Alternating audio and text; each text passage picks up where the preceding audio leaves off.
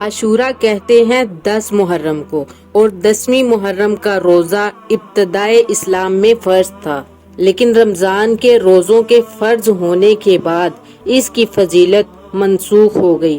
البتہ نبی کریم صلی اللہ علیہ وآلہ وسلم نے رمضان کے روزے فرض ہونے کے بعد بھی اس روزے کا اہتمام فرمایا ہے، اس لیے اس کا رکھنا مسنون و مستحب ہے، اور یہ روزہ پچھلے 1 سال کے گناہوں کا کفارہ بنتا ہے۔ وفات سے پہلے والے سال جب رسول صلی اللہ علیہ وسلم کو بتایا گیا کہ یہود بھی شکرانے کے طور پر عاشورہ کا روزہ رکھتے ہیں، تو آپ صلی اللہ علیہ وسلم نے ارشاد فرمایا کہ اگر میں آئندہ سال تک زندہ رہا تو 9ویں کا روزہ بھی رکھوں گا، جبکہ حضرت ابن عباس رضی اللہ تعالی عنہ نے فرمایا کہ عاشورہ کے دن روزہ رکھو اور یہود کی مخالفت کرو، اور اس سے 1 دن پہلے یا 1 دن بعد کا بھی روزہ رکھو۔ لہٰذا فقہاء اکرام نے عاشورہ کے ساتھ 9 محرم کے روزے کو مستحب قرار دیا ہے، اور مشابہت یہود کی بنا پر صرف عاشورہ کا روزہ رکھنے کو مکروہ قرار دیا ہے۔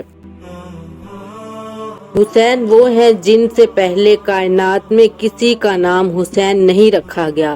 حسین وہ ہیں کہ جنہوں نے 25 حج پیدل مکمل فرمائے۔ حسین وہ ہیں کہ جن سے صحابہ اکرام رضوان اللہ اپنے لیے دعائیں کرواتے۔ حسین وہ ہیں کہ جو رات میں نوافل پر کھڑے ہوتے تو ایک ہی رکعت میں اذان فجر کا وقت ہو جایا کرتا تھا۔ حسین وہ ہیں کہ عشق الہی میں اس قدر آزاریاں کرتے کہ چہرہ انور پر آنسو سے لکیریں بن گئیں۔ حسین وہ ہیں کہ صدیق اکبر جن کو منبر پر بٹھا کر خطبہ ارشاد فرماتے۔ حسین وہ ہیں کہ فاروق اعظم جن کو دیکھ کر سلام میں پہل کرتے۔ حسین وہ ہیں جن کو دھوکے سے بلا کر شہید کیا گیا۔ حسین وہ ہیں جنہوں نے نانا کے دین کے لیے اپنے اہل و عیال سمیت جان اپنے رب کے نام پر قربان کر گئے۔ حسین وہ ہیں جو اپنے کندھوں پر راشن اٹھا کر 1400 سے بھی زیادہ گھروں تک پہنچاتے۔ حسین وہ ہیں کہ جس نے اپنی اولاد کی ایسی تربیت فرمائی، قاتل بھی آیا تو اسے امام زین العابدین کی طرف سے پانی پیش کیا گیا۔ حسین وہ ہیں کہ جو مسکراتے تو حضرت عثمان غنی فرماتے کہ جنت میں بہار آ گئی۔ اور 10 محرم الحرام کو ہی حضرت آدم علیہ السلام کی توبہ قبول ہوئی۔ 10 محرم کو حضرت ادریس کو درجات عالیہ نصیب ہوئی۔ 10 محرم کو حضرت نوح کی کشتی جودی پہاڑ پر اتری۔ حضرت ابراہیم کو خلیل کا منصب عطا ہوا۔ حضرت یوسف کو جیل سے رہائی نصیب ہوئی۔ حضرت یعقوب کی بینائی لوٹائی گئی۔ حضرت یونس کا مچھلی کے پیٹ سے نجات اور توبہ قبول ہوئی۔ حضرت موسیٰ کی قوم کو فرعون سے نجات ملی۔ 10 محرم کو حضرت عیسیٰ کو زندہ آسمان پر اٹھایا گیا۔ 10 محرم کو حضرت حسین کو شہادت نصیب ہوئی۔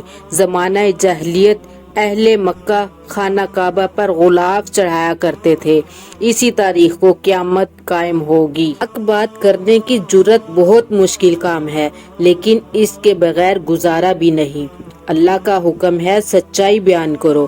اس میں سب سے پہلا ڈر یہ ہوتا ہے کہ لوگ ناراض ہو جائیں گے۔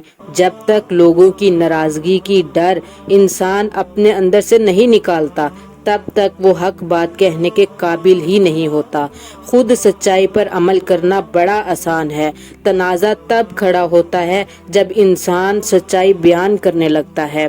جان سے پیارے برا بھلا کہتے ہیں۔ اس سے بھی زیادہ مشکل فیز وہ ہوتا ہے جب انسان کے گھر والے، اس کے پیرنٹس، جن کو کبھی ناراض کرنے کا انسان نے سوچا بھی نہیں ہوتا، وہ برا بھلا کہنا شروع کر دیں اور رکاوٹیں کھڑی کرنا شروع کر دیں۔ اولاد سے بڑی محبت ہوتی ہے انسان کو۔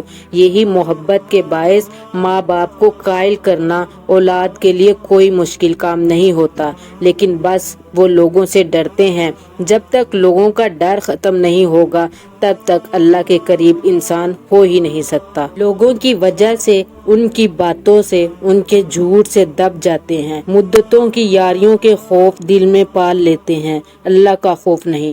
پتہ نہیں کیوں نہیں سوچتے اللہ کے پاس انسان اکیلے ہی جاتا ہے، کوئی بھی ساتھ نہیں جاتا۔ محمد وہ ہیں جن پر خدا نازل قرآن کرے، علی وہ ہیں کعبہ جن کا احترام کرے، فاطمہ وہ ہیں جن کا استقبال نبیوں کا امام کرے، حسن وہ ہیں خدا جنت جن کے نام کرے، حسین وہ ہیں جو سر کٹا کر بھی تلاوت سرے عام کرے۔